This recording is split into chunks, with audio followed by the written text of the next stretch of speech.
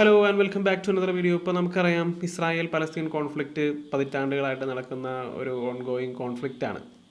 അപ്പോൾ ഞാൻ ഈ അടുത്ത കാലത്ത് ഈ ഇസ്രായേലികളെക്കുറിച്ചും അല്ലെങ്കിൽ ജൂതന്മാരെക്കുറിച്ചും അതുപോലെ തന്നെ ഈ പലസ്തീനികളെക്കുറിച്ചും ഇൻട്രസ്റ്റിംഗ് ആയിട്ടുള്ളൊരു കാര്യം അറിയാൻ സാധിച്ചു. അപ്പോൾ ബേസിക്കലി പറയുകയാണെങ്കിൽ എനിക്ക് തോന്നിയ കാര്യം എന്ന് വെച്ച് കഴിഞ്ഞാൽ ഒരു കോയിൻ്റെ അപ്പുറം ഇപ്പുറമാണ്, അല്ലെങ്കിൽ ഒരു നാണയത്തിൻ്റെ അപ്പുറം ഇപ്പുറമാണ് ഇവർ. സെയിം ബട്ട് ഡിഫറെൻറ്റ് എന്നുള്ളൊരു കാര്യമാണ് എനിക്ക് തോന്നുന്നത്. ഇപ്പം എന്തായാലും ആ ഒരു സംഭവത്തെക്കുറിച്ചിട്ടാണ് ഞാൻ നിങ്ങളോട് ഷെയർ ചെയ്യുന്നത്. ഇപ്പം എന്തായാലും ഇത് ചരിത്രത്തിൽ നടന്ന കാര്യങ്ങളാണ്, അല്ലെങ്കിൽ പലപ്പോഴായിട്ട് പല കാലഘട്ടങ്ങളിലായിട്ട് നടന്ന ചില കാര്യങ്ങളെക്കുറിച്ചിട്ടാണ് ഇവിടെ ഷെയർ ചെയ്യുന്നത്. അപ്പോൾ ഇതിൻ്റെ കുറിച്ച് കൂടുതൽ അറിയണമെങ്കിൽ തീർച്ചയായും നിങ്ങൾക്കിത് സെർച്ച് ചെയ്താൽ കിട്ടുന്ന കാര്യങ്ങളെക്കുറിച്ച് മാത്രമാണ് ഇവിടെ പറയുന്നത്. അപ്പോൾ എന്തായാലും ആദ്യം തന്നെ നമുക്ക് ജൂതന്മാരെക്കുറിച്ച് പറയാം. ജൂതന്മാരെ പറ്റി പൊതുവേ പറയുന്നൊരു കാര്യമാണ്, ഇവരെ ഒരുപാട് രാജ്യങ്ങളിൽ നിന്നും പുറത്താക്കിയിട്ടുണ്ട്. ഇപ്പോൾ 109 രാജ്യങ്ങളിൽ നിന്നും പുറത്താക്കിയിട്ടുണ്ടെന്നുള്ളൊരു കണക്കൊക്കെയാണ് പറയുന്നത്. ഇപ്പോൾ 109 എന്നുള്ളത് മേ ബി ഒരു എക്സാജറേറ്റഡ് ഫിഗർ ആയിരിക്കാം, പക്ഷേ എന്നിരുന്നാൽ പോലും നമുക്കറിയാവുന്ന ഒരുപാട് രാജ്യങ്ങളിൽ നിന്നും പുറത്താക്കിയിട്ടുണ്ട്. England, France, Spain. അപ്പോൾ അങ്ങനെ നമുക്കറിയാം, ഈവൻ കൊച്ചിയിൽ പോലും ഇവർ വന്ന് നിന്നിട്ടുണ്ട്. അപ്പോൾ അങ്ങനെ പല രാജ്യങ്ങളിൽ നിന്നും ഇവർക്ക് എക്സ്പെൽഷൻ നേരിടേണ്ടി വന്നിട്ടുണ്ട്. അപ്പോൾ എന്താണ് അതിൻ്റെ കാരണം നോക്കി പോയി കഴിഞ്ഞാൽ അതിൽ പലപ്പോഴും നമ്മൾ കാണാൻ പോകുന്നത് ആൻറ്റി സെമിറ്റിസം, അല്ലെങ്കിൽ ഇവരോടുള്ള വെറുപ്പ്, ഇങ്ങനെയുള്ള കാര്യങ്ങളൊക്കെയാണ്. So what's the reason? അതെന്താണെന്ന് നമ്മൾ നോക്കിക്കഴിഞ്ഞാൽ നമ്മൾ ശരിക്കും പറഞ്ഞു കഴിഞ്ഞാൽ പ്രത്യേകിച്ച് കാര്യമായിട്ടുള്ള ഇൻഫോർമേഷൻ ഒന്നും ഗൂഗിളിൽ നിന്നും നമുക്ക് കിട്ടില്ല എന്നുള്ളതാണ്. അപ്പോൾ ഞാൻ ജസ്റ്റ് അതിൻ്റെ ഒരു റിയലിസ്റ്റിക് ആയിട്ടുള്ളൊരു ഫാക്റ്റ് പറയുകയാണെങ്കിൽ, ഇപ്പോൾ ഒരു കുട്ടീനെ അവൻ ചെല്ലുന്ന സ്കൂളുകളിൽ നിന്നൊക്കെ അവനെ പുറത്താക്കുകയാണ്. അപ്പോൾ പുറത്താക്കുകയാണെങ്കിൽ അവൻ പോകുന്ന സ്കൂളുകളുടെ കുഴപ്പമാണോ അതോ അവൻ്റെ കുഴപ്പമാണോ? നമുക്കറിയാവുന്ന കാര്യമാണ്, ആ കുട്ടിയുടെ കുഴപ്പമായിരിക്കും എന്ന് പറയുന്ന പോലെ തന്നെയാണ് ഇവന്മാരുടെ കാര്യം. ഇവർ ഒരുപാട് രാജ്യങ്ങളിൽ നിന്നും ഇവരെ പുറത്താക്കിയിട്ടുണ്ടെങ്കിൽ അത് ഇവരുടെ കുഴപ്പമാണോ അതോ ചെല്ലുന്ന രാജ്യങ്ങളുടെ കുഴപ്പമാണോ? ഇവരെപ്പോഴും വിക്ടിംസാണ്, ഇവരുടെ ഭാഗത്ത് നിന്ന് മിസ്റ്റേക്ക് ഒന്നും ഉണ്ടാവില്ല എന്നുള്ള രീതിയിലാണ് ഇവരെപ്പോഴും പറയുള്ളൂ. അപ്പോൾ നമ്മൾ ഗൂഗിളിൽ അടിച്ചാൽ പോലും ഇതെല്ലാം ആൻറ്റിസെമിറ്റിസം അതാണെന്ന് പറയുള്ളൂ. കാരണം ഹൂ ഓൺസ് ഗൂഗിൾ? അപ്പോൾ അങ്ങനെയാണ് ഇവർ വർഷങ്ങളായിട്ട് ഏതൊക്കെ രാജ്യങ്ങളിൽ ചെന്ന് കഴിഞ്ഞാലും അവിടെ ഇവരുടെ ഇൻട്രസ്റ്റുകൾക്ക് വേണ്ടി, ജൂയിഷ് ഇൻട്രസ്റ്റുകൾക്ക് വേണ്ടി അല്ലെങ്കിൽ ജൂയിഷ് ബിസിനസ്സുകൾക്ക് വേണ്ടിയിട്ടാണ് എപ്പോഴും നിലകൊള്ളുക. അവർ നിൽക്കുന്ന രാജ്യത്തിൻ്റെ താല്പര്യങ്ങൾക്കോ ഗുണങ്ങൾക്കോ ആയിരിക്കില്ല അവർ പ്രാധാന്യം കൊടുക്കുന്നത്. അപ്പോൾ അതുകൊണ്ട് തന്നെ പല സ്ഥലത്തും പല രാജ്യങ്ങളിലും അവർ ചെന്നിട്ട് അവർ ഈ പറയുന്ന സംഗതി ചെയ്തിട്ടുണ്ട്. അവർ അവിടെ നിന്നിട്ട് ചിലപ്പോൾ ചോറ് ഇവിടെയും കൂറ് വേറെ സ്ഥലത്തും ആ രീതിയിലുള്ള പരിപാടികൾ ഇവർ പല രാജ്യങ്ങളിൽ നിന്ന് കാണിച്ചിട്ടുണ്ട്. അപ്പോൾ അങ്ങനെയാണ് ഇവരെ പല സ്ഥലത്തു നിന്നും എക്സ്പെൽ ചെയ്തിട്ടുണ്ട്. അപ്പോൾ അതിൻ്റെ നല്ലൊരു എക്സാമ്പിൾ പറയാം. അപ്പോൾ അതിന് പോസ്റ്റ് വേൾഡ് വാർ റഷ്യ, അല്ലെങ്കിൽ സ്റ്റാലിൻ ഭരിച്ചുകൊണ്ടിരുന്ന സമയത്തുള്ള റഷ്യയിലേക്ക് നോക്കിയാൽ മതി. അപ്പോൾ ആ സമയത്ത് വേൾഡ് വാറിനൊക്കെ ശേഷം സ്റ്റാലിന് ഭയങ്കരമായിട്ട് ജൂതവിരോധം, ആൻറ്റിസെമിറ്റിസം സ്റ്റാർട്ട് ചെയ്തെന്നാണ് പറയുന്നത്. അപ്പോൾ അതിൻ്റെ റീസൺ എന്താണെന്ന് നോക്കി പോയി കഴിഞ്ഞാൽ പുള്ളിയുടേതായ റീസണിങ് എന്ന് വെച്ച് കഴിഞ്ഞാൽ ഇതായിരുന്നു. ഇപ്പോൾ നമുക്കറിയാം, റഷ്യ എന്ന് വെച്ച് കഴിഞ്ഞാൽ ഒരു ഏത്തിയസ്റ്റ് സ്റ്റേറ്റ് ആയിരുന്നു, അല്ലെങ്കിൽ അവിടെ മതമില്ലാത്ത രാഷ്ട്രം എന്നാണ് പറഞ്ഞുകൊണ്ടിരുന്നത്. അപ്പോൾ നമ്മൾ മുമ്പ് ഒരു വീഡിയോയിൽ പറഞ്ഞിട്ടുണ്ട്, ആദ്യകാല റഷ്യൻ കമ്മ്യൂണിസ്റ്റ് നേതാക്കന്മാർ പലരും ജൂയിഷ് വംശജരായിരുന്നു. മാത്രമല്ല ആ ഒരു സമയത്ത് അവിടെ ഉണ്ടായിരുന്ന പല ഇൻ്റലക്ച്വൽസ് ജൂയിഷ് ആൾക്കാരായിരുന്നു. അപ്പോൾ അത് നമുക്കറിയാം, ജൂതന്മാരുടെ പോപ്പുലേഷൻ എന്ന് പറഞ്ഞു കഴിഞ്ഞാൽ 2% താഴെയായിരുന്നു. ഇപ്പോൾ US നോക്കിക്കഴിഞ്ഞാൽ അങ്ങനെ തന്നെയാണ്. പക്ഷേ ഇപ്പം നോക്കിക്കഴിഞ്ഞാൽ സാംസ്കാരിക മേഖലയിലുള്ള പല ആൾക്കാരും ജൂയിഷ് വംശജരാണ്. അപ്പോൾ എന്ന് പറയുന്ന പോലെ സിമിലർ ആയിട്ടുള്ള സിറ്റുവേഷൻ ആയിരുന്നു അന്ന് റഷ്യയിൽ ഉണ്ടായിരുന്നത്. ബട്ട് സംഭവിച്ച കാര്യം എന്ന് വെച്ച് കഴിഞ്ഞാൽ 1948 ഇസ്രായേൽ ഫോം ചെയ്ത സമയത്ത് ആദ്യമൊക്കെ റഷ്യ അതിന് സപ്പോർട്ടീവ് ആയിരുന്നു. പക്ഷേ പിന്നീട് ഇസ്രായേലിൻ്റെ പോക്ക് അമേരിക്കയുടെ കൂടെയാണെന്നുള്ള കാര്യം കണ്ടു കഴിഞ്ഞപ്പോൾ പിന്നെ അവർക്ക് അവരോടുള്ള എതിർപ്പായി. പക്ഷേ ആ സമയത്ത് റഷ്യയിലുണ്ടായിരുന്ന ജൂതന്മാരൊക്കെ ഭയങ്കരമായിട്ട് പ്രോ ഇസ്രായേൽ സപ്പോർട്ടായിരുന്നു. അപ്പോൾ അതൊക്കെ സ്റ്റാലിന് അലാമടിപ്പിച്ചു. കാരണം എന്ന് വെച്ച് കഴിഞ്ഞാൽ ഇസ്രായേൽ അമേരിക്കയോട് കൂറ് കാണിക്കുന്ന രാജ്യമാണ്. മാത്രമല്ല ഇസ്രായേൽ എന്ന് പറഞ്ഞൊരു മതരാഷ്ട്രമാണ്. അപ്പോൾ മതമില്ല എന്ന് പറയുന്ന രാജ്യത്ത് നിന്നിട്ട് ഇവർ പബ്ലിക്കായിട്ട് ഇസ്രായേലിന് വേണ്ടി ഭയങ്കരമായിട്ട് സപ്പോർട്ടീവായിട്ട് വരികയാണ്. ഇപ്പോൾ ഭയങ്കര സെലിബ്രേഷൻസും കാര്യങ്ങളൊക്കെ ആയിരുന്നാണ് പറയുന്നത് ഇപ്പോൾ ഇസ്രായേൽ ഫോം ചെയ്ത സമയത്ത്. അപ്പോൾ അങ്ങനെ സ്റ്റാലിൻ ഇവരോട് ഭയങ്കര സംശയം തോന്നാൻ തുടങ്ങി. അപ്പോൾ അങ്ങനെ ഇവരെ കോസ്മോപൊളിറ്റൻസ് വിളിക്കാൻ തുടങ്ങി. കാരണം ഇവർക്ക് അവിടെ നിൽക്കാൻ പറ്റും, ഇവിടെ നിൽക്കാൻ പറ്റും, ചോറ് ഇവിടെയും കൂറ് വേറെ എവിടെയാണ്.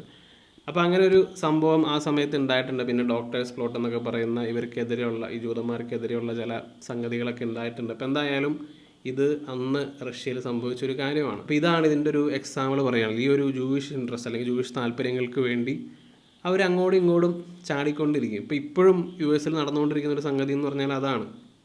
അമേരിക്കയിൽ ഇഷ്ടംപോലെ ലോബിയിങ് ഗ്രൂപ്പുകളുണ്ട്, AIPAC ഒക്കെ പോലെയുള്ള സംഘടനകളുണ്ട്.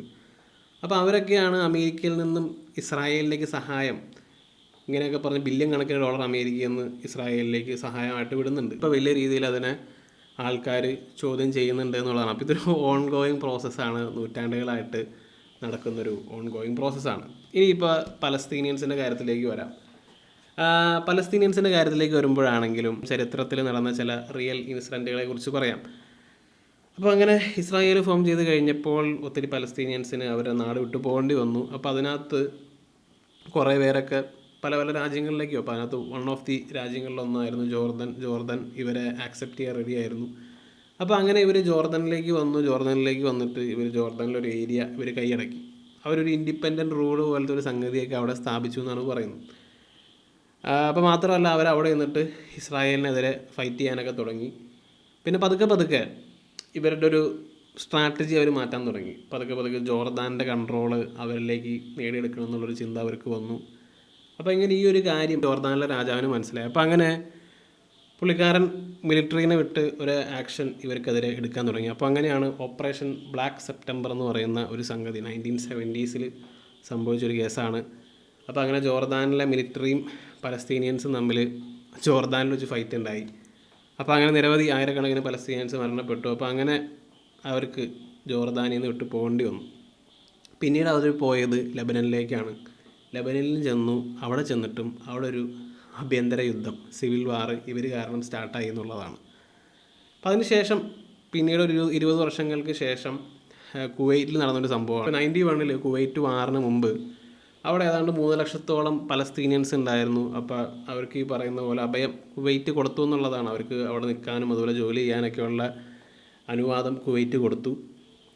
പക്ഷേ 91 ഇറാഖ് കുവൈറ്റിനെ ഇൻവേഡ് ചെയ്തു.